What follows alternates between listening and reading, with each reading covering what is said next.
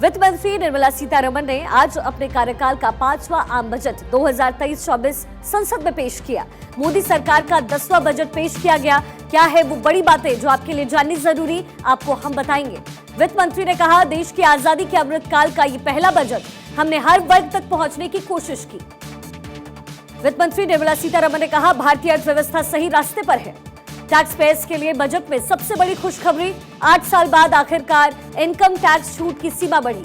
नए tax system के तहत 7 लाख तक की आय पर अब कोई टैक्स नहीं लगेगा। इनकम टैक्स में लोगों को बड़ी राहत दी गई है। आयकर के स्लैब में बदलाव किया गया। आयकर स्लैब को 6 से घटाकर 5 किया गया।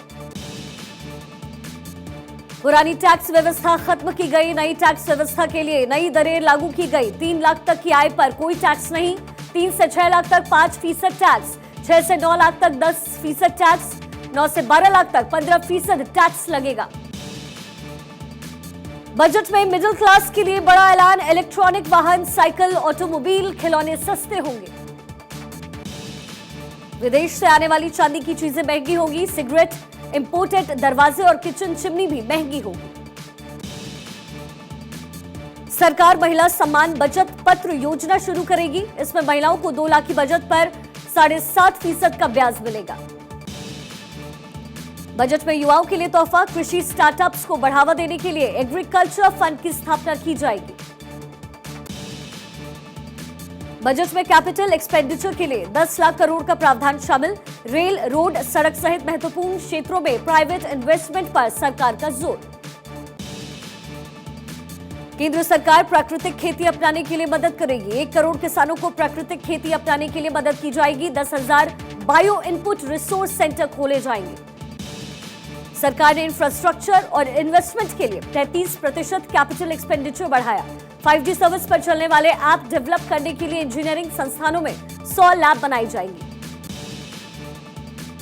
केंद्र सरकार ने छात्रों को बड़ी सौगात दी है। छात्रों के लिए नेशनल डिजिटल लाइब्रेरी स्थापित की जाएगी।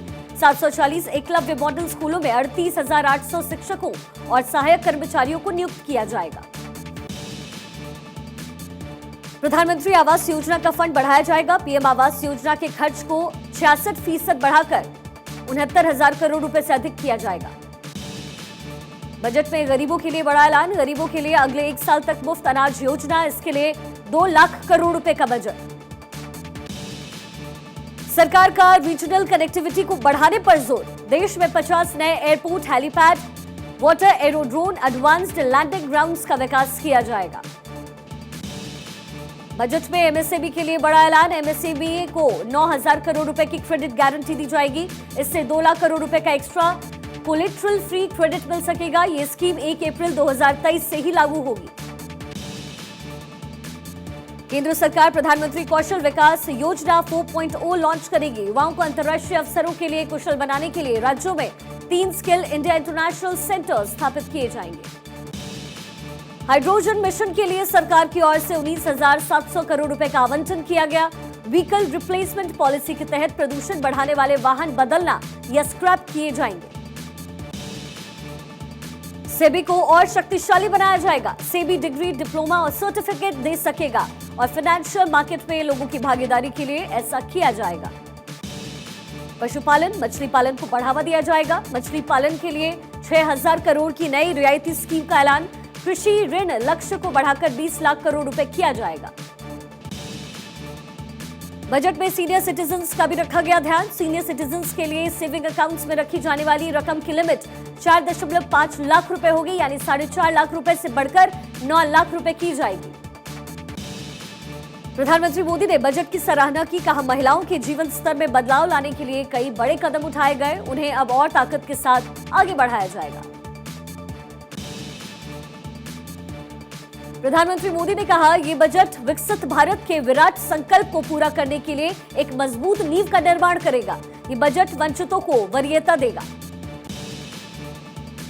पीएम मोदी ने कहा, यह बजट आज की आकांक्षी समाज, गांव, गरीब, किसान, मिडिल क्लास सभी के सपनों को पूरा करेगा। ये बजट सहकारिता को ग्रामीण अर्थव्यवस्था के विकास की धुरी बनाएगा। पीएम मोदी ने कहा, साल 2014 की तुलना में इंफ्रास्ट्रक्चर में निवेश पर 400% से ज्यादा की वृद्धि की गई। इस बार इंफ्रास्ट्रक्चर पर 10 लाख करोड़ रुपए का निवेश होगा। ये निवेश युवाओं के लिए रोजगार के नए अवसर पैदा करेगा। केंद्रीय मंत्री नितिन गडकरी ने कहा, पीएम मोदी के नेतृत्व में वित्त मंत्री सीतारमण ने जो बजट पेश किया वो अमृतकाल में एक नए भारत की नींव रखेगा। केंद्रीय मंत्री नितिन गडकरी ने कहा, सबका साथ सबका प्रयास के जरिए जनभागीदारी की जरूरत को मजबूत करेगा बजट। 130 करोड़ भारतवासियों का जीवन बेहतर और खुशहाल करेगा। केंद्रीय मंत्री वीके सिंह ने कहा, पिछले बजट को आधार लेकर आगे बढ़ने की कोशिश की गई। बजट में अगले 25 सालों के लिए भारत कैसे आगे बढ़े उसकी नींव रखी गई। केंद्रीय मंत्री स्मृति ईरानी ने कहा, आज के बजट में महिला का सम्मान बढ़ा है। मिडिल क्लास के लिए आज का बजट बहुत ही शानदार है। ये मानवीयता का बजट है। केंद्रीय मंत्री गजेंद्र सिंह शेखावत ने आम बजट को लेकर कहा, यह सबका साथ सबका विकास और सबका प्रयास की वजह है। वित्त मंत्री ने ऐसा बजट पेश किया जिससे हर वर्ग सशक्त महसूस करेगा। बीजेपी अध्यक्ष जेपी नड्डा ने कहा, अमृतकाल का पहला बजट लोक कल्याणकारी, ये गरीब किसानों, आदिवासियों, दलितों, पिछड़ों, वंचितों, सशक्त और सक्षम बनाने वाला बजट है। बीजेपी सांसद गौतम गंभीर ने बजट की तारीफ करते हुए कहा, आम आदमी के लिए ये बजट बहुत अच्छा है। ये एक ऐतिहासिक कदम है। मिडिल क्लास को इस बजट से बहुत राहत मिलेगी। मध्य प्रदेश के सीएम शिवराज सिंह चौहान ने कहा, यह बजट प्रधानमंत्री के संकल्प और आत्मनिर्भर भारत के निर्माण को पूरा करने वाला है। एक गौरवशाली और वैभवशाली भारत के निर्माण का बजट है। हरियाणा के सीएम मनोहर लाल खट्टर ने कहा, अमृतकाल का पहला बजट बहुत क्रांतिकारी है। ये समाज के हर वर्ग को राहत देने वाला है। हरियाणा के गृह मंत्री अनिल विज ने आम बजट की खूब तारीफ की। कहा, यह बजट बहुत बेहतरीन है। टैक्स में जो राहत दी गई उसका बहुत बड़ा फायदा होगा। महाराष्ट्र के डिप्टी सीएम देवेंद्र फडणवीस ने कहा, पीएम मोदी के नेतृत्व में समाज के हर व्यक्ति को ध्यान में रखकर बजट पेश किया गया। गोरखपुर से बीजेपी सांसद रवि किशन ने कहा, यह बजट गरीब, किसान और मध्यम वर्ग के लिए है। यह ऐतिहासिक बजट है। बजट पर जम्मू कश्मीर के पूर्व सीएम फारूक अब्दुल्ला ने कहा, बजट में मिडिल क्लास को मदद दी गई, सबको कुछ ना कुछ दिया गया। कांग्रेस अध्यक्ष मल्लिकार्जुन खड़गे ने कहा, 2-4 राज्य के चुनाव को देखकर यह बजट पेश किया गया। ये जुमला बजट है। महंगाई को रोकने के लिए इस बजट में कुछ नहीं है।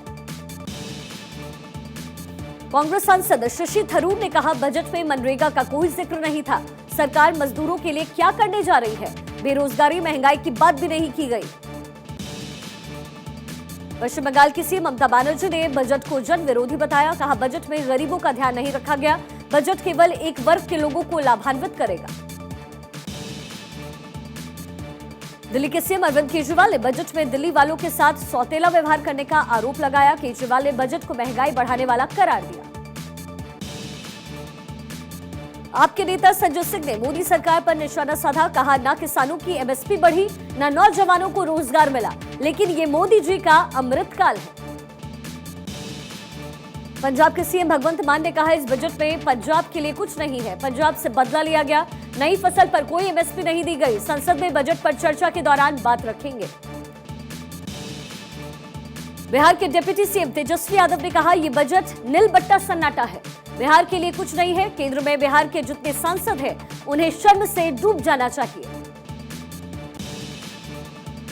आरजेडी सांसद मनोज झा ने मोदी सरकार पर निशाना साधा। कहा, संविधान से आंखें मूंद कर बजट बनाने से कुछ हासिल नहीं होगा। रोजगार के लिए अपने गोल गोल बातें की। ये खास लोगों का बजट है। समाजवादी पार्टी के नेता स्वामी प्रसाद मौर्य ने आम बजट को किसान विरोधी बताया। कहा, इस बजट में किसानों के लिए कुछ नहीं। समाजवादी पार्टी की सांसद डिंपल यादव ने कहा, यह चुनावी बजट है, किसानों के लिए कुछ नहीं है। किसानों की एमएसपी की बात नहीं की गई। रेलवे को पूरी तरीके से नजरअंदाज किया गया।